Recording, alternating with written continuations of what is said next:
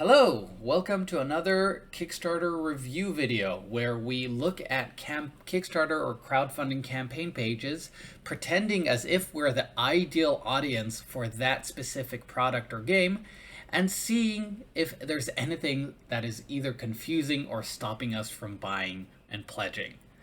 So we usually look at campaigns which are currently running, seeing if there's anything wrong with them or anything that we could improve or make the flow a little better or anything that's confusing. But this time I felt like let's look at a campaign which got, for me at least, everything right. Okay, so we're looking at Leaf. And by the way, we have a name for this series. You probably see on the title. This series is going to be called the Kickstarter Stress Test. Okay, basically trying to see if when the ideal client comes to you, when the ideal gamer comes to your campaign, is there anything stopping him from buying? So the Kickstarter Stress Test. I kind of like that. So yeah, let's dive right in.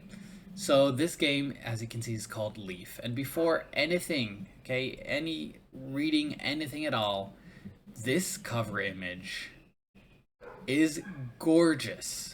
The colors, the boldness, the unique art that we don't really see usually, the components, it just blows out of this image right into your face, and it makes you want to know more. Okay, and there's like nothing else here. There's no player count. There's no like day. I mean, I don't know. The campaign is done, so obviously we don't know if they changed this image, and I don't really remember.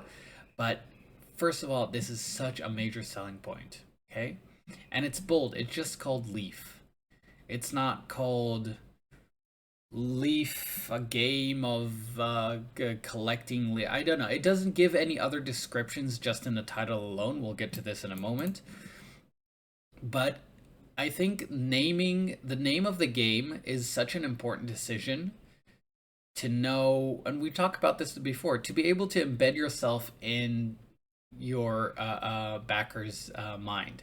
Okay, so it's an easy to remember name. It's unique. We haven't seen this type of names before, and this is a major problem when you get to other themes where, all those free to play games that have titles like Clash of Heroes, Epic Adventures, Dungeon Crawling Heroes, all just like regurgitation of all these generic names that, the games might be wonderful, but it's sort of just not memorable. And there's some games with very, very memorable names that, give a twist on something that you wouldn't expect. And I think this is a good example, just Leaf. Okay, and it just makes you curious. Well, what is this about? So then we continue. In the game of Leaf, 1 of 4 players embody the spirit of the wind and guide the leaves to the forest floor to prepare the woods for winter. So first of all, you got the player count, which I always believe is something that's vital to have as early as possible. Okay, do I know if this even fits my gaming group? And what I love about this is that there is no mechanics here. We're not talking about the gameplay. It's all theme and emotion and feeling. And honestly, this just made me even more excited because you embody the spirit of the wind to guide leaves to the floor of the woods. I'm just so intrigued. And that's what we want to do. We want to get people to read on just from this line. And I don't know if this is an engine builder set collection game or puzzly game, and nothing. But I will definitely read on, and hopefully we'll see. I don't even know what gamer I am, but I imagine right now, the super fan I am is I love, first of all, beautiful games. I love beautiful games that look unique and that will look great on my shelf. And it's the type of game I could even show. I'm expecting not a gateway game, from the way of looking. I'm expecting like sort of a mid-level weight game, but one that I could still introduce to a non-gamer just by showing him, look at this. Okay, you're playing Leaves. So let's move on. Let's see the video. Oh, wait. Okay, and also hold on, let me connect the headphone. The brisk cool of autumn has come, and the forest is readying for winter. In Leaf, players embody the wind and work to prepare the forest for the change in seasons. On your turn, guide a leaf from your hand to the forest floor, connecting it to the tips of the fallen leaves. Okay, first of all, wow with the aesthetics, okay? They use stop motion to do this, which I think fits this whimsical nature of this game. I love that it's not polished in a way, but it really fits it. Okay, it's like all this sort of whimsy, and you see the squirrels coming in and the cards coming in. The only thing I would have liked is a little bit higher quality on the voiceover. And just gotta turn on my light here. It's something that's not a big investment, and it really improves the production quality of a video by crazy amounts. Okay, just hire a voice actor that has, can look them on websites online, and you just get great quality and a great performance, and it raises the value, the production value of the video, and it's easier to make out the words and the performance. It's not a lot of money. Okay, a good voice actor can be between $100 to $300. And yeah, I understand that might be a lot for some people, but if there's one thing you want to invest, I think is voiceover. And that is also something with my videos that I really cherry pick the voice actors I work with, and I really make sure that this is the best quality that we can get. Okay, so moving on. Leaf from your hand to the forest floor, connecting it to the tips of the fallen leaves. Okay, 20 seconds in, I get the star gameplay mechanic of this game is the fact that you're actually putting leaves on the board and connecting the tips. Okay, it's just a wonderful mechanic because you have different leaf shapes. Okay, each one has a different amount of corners, and just the fact that this is the main, I imagine that the idea for this game came from that, and it's wonderful. It makes sense. It's easy to understand, and it's a great introduction for someone that's asking, like, what is this game about? And I imagine, like, you're gonna unlock abilities, you're going to get all the bonuses. That doesn't matter anymore. Once you get the main concept of the game, within 20 seconds, me as a super backer can already make the decision. I want this. Yes, I could stop watching the video and just want to, figure out what the price is. But let's continue. Touch the tips of green leaves to draw more cards, brown to race your squirrel up the tree, gathering acorns and other rewards, and orange to attract animals to your habitat to hibernate in the months ahead. Okay, that was just so simple. It was, you don't need to get into all these details. It's just giving us the highlights of what everything does. It wasn't that important, but it does give me sort of an overarching what the story is that's going throughout. So we have the different colored powers, and then you have the squirrels climbing the trees and animals, and just it feels like we're stepping into a larger world all from these leaves, and we're seeing this whole ecosystem come to life. So it feels like really the video is giving us the sense of the theme with the gameplay, and it's blending perfectly with beautiful visuals and very cute stop motion animation. Yeah, perfect. Mushrooms onto the forest floor with red leaves, and gain sun to advance the season track with yellow leaves. The forest floor is shared by all, so wherever you place. That was a good selling point. The forest floor is shared by all. Now I'm starting to imagine the interaction I'll be having with my other players. Okay, do I place the leaf here so he doesn't take that? And suddenly the competitiveness of it comes into my mind. I'm like, okay, this is actually really interesting. I can see myself playing this. That's what you want to try to get your audience to do, to imagine themselves going through this experience and wanting it. Your leaf will open up actions and possibilities for other players. Leaf, designed by Tim Eisner and published by Weird City Games, is a game for 2 to 4 players that plays in under an hour.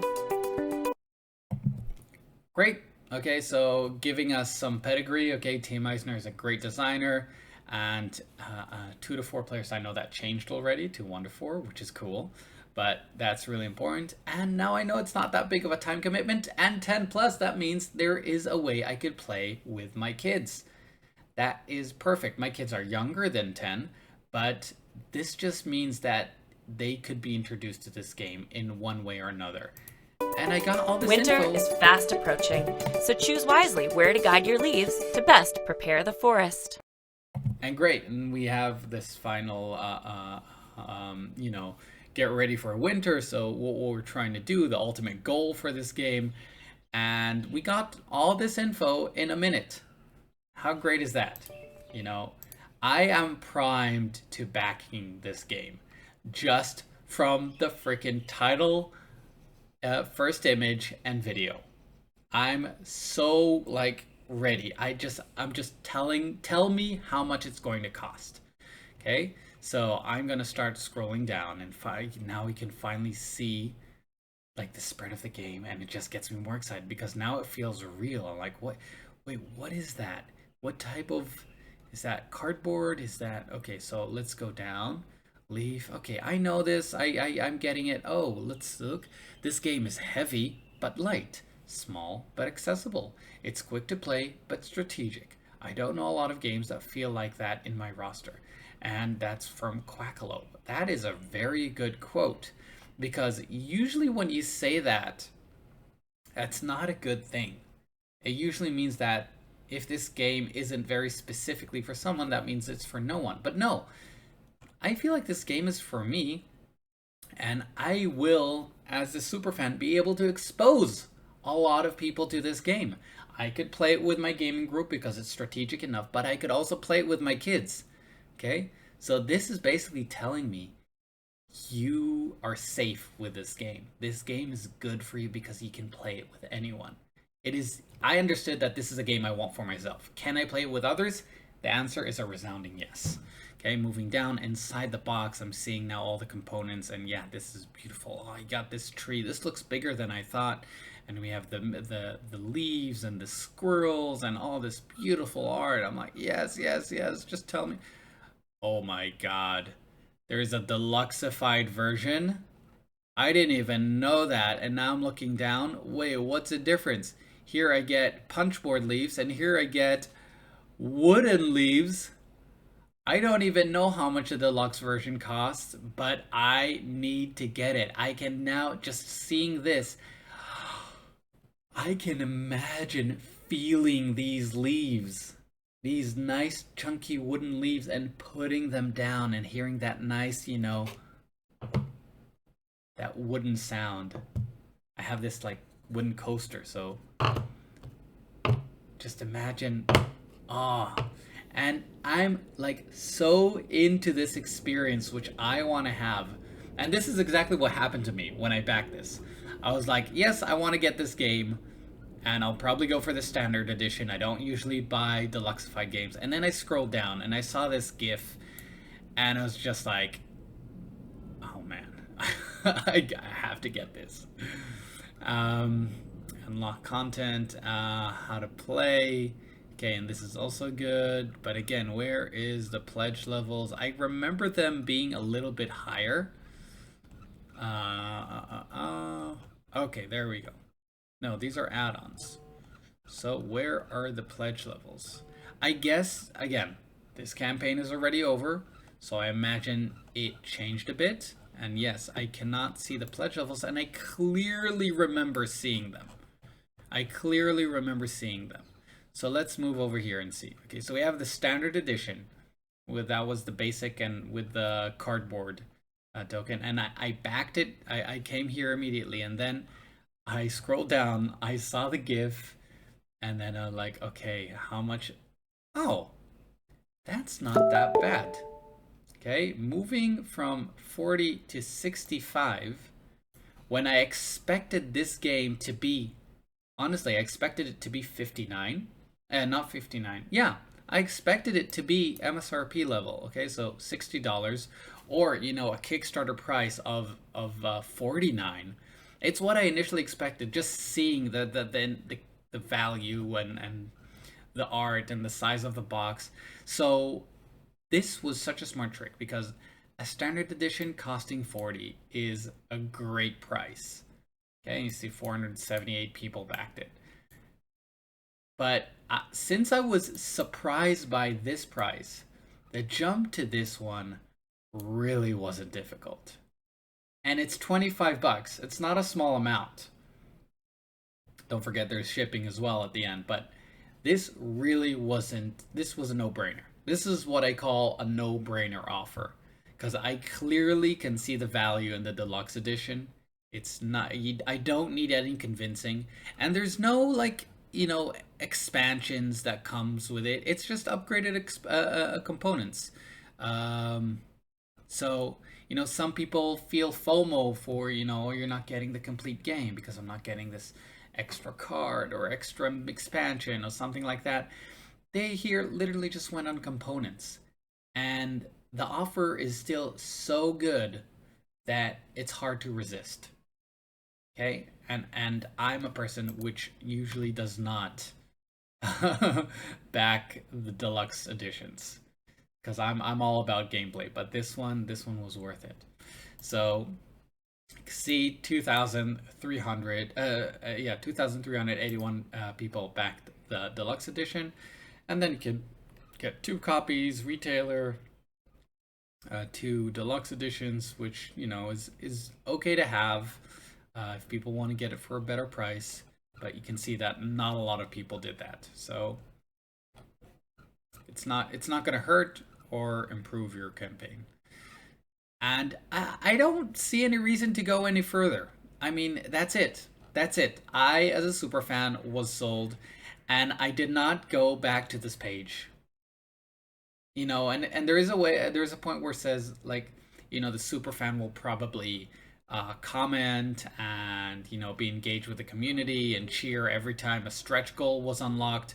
There's a different type of super fan which just wants the game and he doesn't need to be sold to anymore, and he's just like, yes, I found it. It's like a discovery.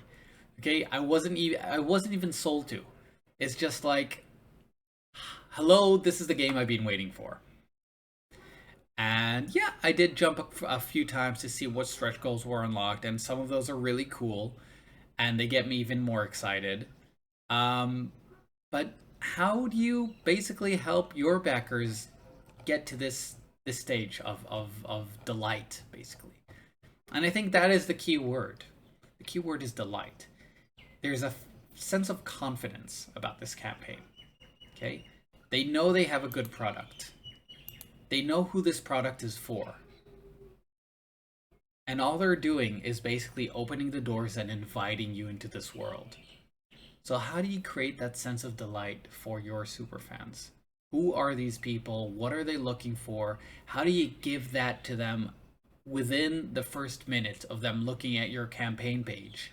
So everything else is just them having a smile on a face as they go down, and adding another 25 bucks is just a no-brainer for them. Okay, so I hope that gave you a little bit more insight to what makes a flawless Kickstarter campaign or crowdfunding campaign. And we'll continue. I'm trying to do 2 of these a week, so we'll see if we can continue doing that. The Kickstarter Stress Test, that's the new name, and this one passes with flying colors. No pun intended. Okay, until next time. Bye-bye. Share, like, and subscribe, I guess.